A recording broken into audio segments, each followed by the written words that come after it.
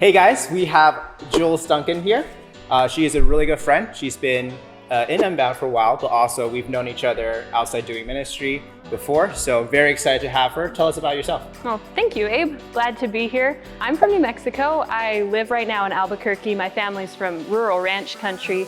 I work for a local plumbing and construction company that's got over 500 employees as a marketing coordinator. So that's super fun. I get to do lots of graphic design and communications. And at the same time, I'm getting my bachelor's in communications. Very cool.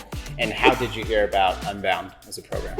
I grew up hearing about it because my older friends were going through College Plus, but later on when I was old enough to actually think about it for myself, it was actually through Abe and other mutual friends of mine that were going through it themselves. And why communications? Tell me about that. Well, I love to communicate, like specifically in writing. I like to speak too, but I love the written word. I like communicating through nonfiction, but primarily like fiction is my favorite.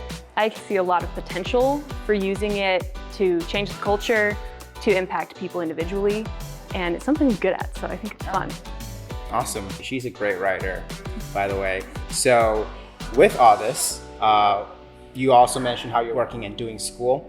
What has that been like, just having to balance work and also trying to finish a degree?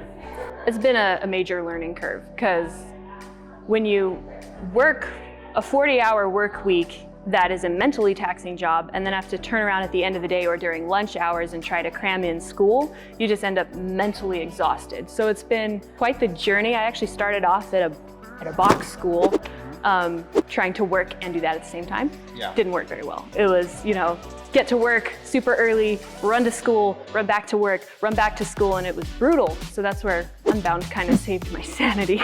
It's been very good at the same time, so I can tell my capacity to accomplish things has grown in a big way. For sure. What is one of the things that you learned through this process? It's important to take breaks. I tend to just work until the work is done, which can often lead to working until you are dead. I do that all the time.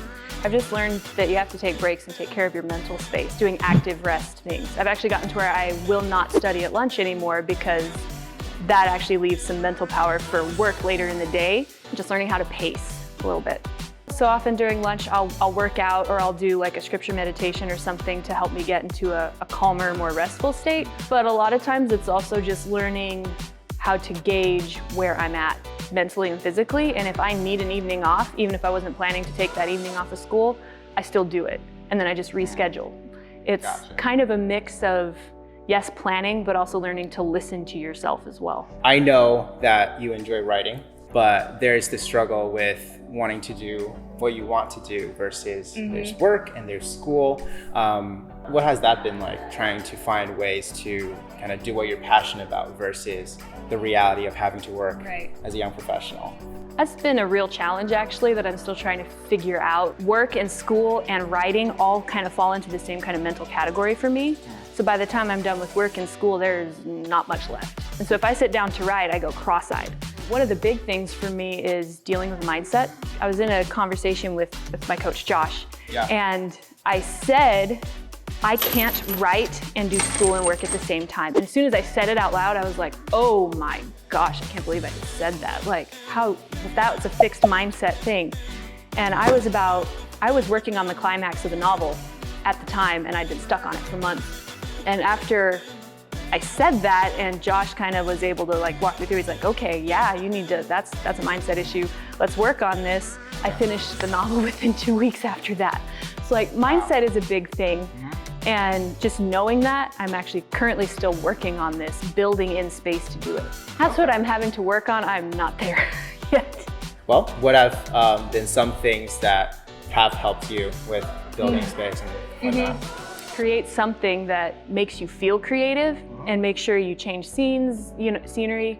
For me, like even going on short weekend trips helps me get in more of a mindset like, oh yeah, it sparks things for me. Totally. So finding the things that can spark the creativity, making sure I actually have the mental space to do something with it. And it sounds like motivation is also like a challenging thing. What are some things that you've learned about motivation for yourself? In a way, I've had to learn to curb motivation more than I've had to drive motivation because Yeah, tell me about that. yeah, when you're I tend to be so motivated. I'm like, I'm going to accomplish this and I'm going to knock out this course in 4 weeks because after all, this other Unbounder did it in 2. I can at least do it in 4, when the reality is I was up at 5:30 4 days in a row trying to get events done at work.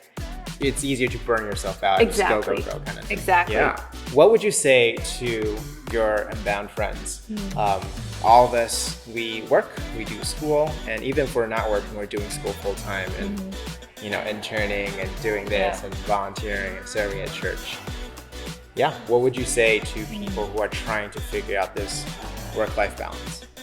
Get a mentor. I know that sounds very capstone-ish to say, but when I first started going through school, my employer is actually sponsoring me to go through school. Yeah. As soon as they did that, they assigned me a mentor. And I was blessed in that I got an amazing one. There have been so many times, even recently, where I sat down with her and I was like, I'm gonna die, I can't do this. Like, if I get a degree but I have no friends, like, what's the point? I'm like, all this stuff. And she was able to walk me through, okay, well, what's causing the issue? What can you do to fix it? She's able to call me out and say, hey, this is unbalanced. Or, hey, you said this about that. What are you thinking? Like, someone on the outside looking in who can actually help you, see that you're out of balance, because it's not often we can see that for ourselves. That's huge.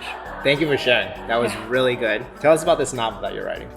It's a fantasy world that's kind of built to reflect truth and lies as it is in our world. I want them to read it and be like, oh, that rings true. But I want unbelievers to read it and be like, oh, I like this, like I like Harry Potter, or like I like Lord of the Rings, or the Inheritance Cycle, whatever it is. I want it to be that quality, but full of truth. All right. Well, again, thank you so much for sharing. This was great. Guys, we all work again, and I want to hear more about what your experience has been like, especially with balance and rest. If you have anything, let us know in the comments.